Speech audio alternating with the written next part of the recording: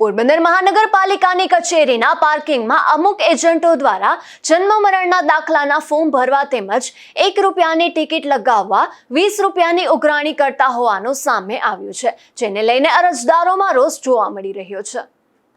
પોરબંદર શહેર વિસ્તારમાં જન્મ લેતા તેમજ મૃત્યુ પામતા લોકોના પ્રમાણપત્રો મેળવવા માટે પોરબંદર મહાનગરપાલિકા કચેરી ખાતે આવવું પડે છે, જેમાં પોરબંદર મહાનગરપાલિકા ખાતે જન્મ મરણ વિભાગમાં દિવસ દરમિયાન મોટી સંખ્યામાં જન્મ મરણના નવા દાખલા તેમજ જૂના દાખલામાં સુધારો કરાવવા માટે આવતા હોય છે। ત્યારે અહીં જન્મ મરણના દાખલા કઢાવવામાં આવતા અરજદારોને ફોર્મ ભરવા માટે અહીં પાર્કિંગમાં એજન્ટો દ્વારા ₹20 લેવામાં આવી રહ્યા છે, તેમજ સ્ટેમ્પની ₹1ની ટિકિટના ₹5 થી 10 લેવામાં આવી રહ્યા છે, જેથી અહીં આવતા અરજદારોમાં પણ ભારે રોષ જોવા મળી રહ્યો છે।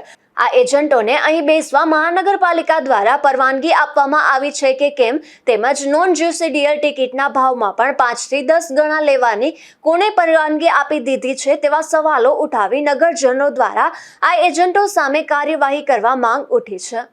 નિપુલ પોપટ સાથે અશોક થાનકી, ગુજરાત ન્યૂઝ, પોરબંદર।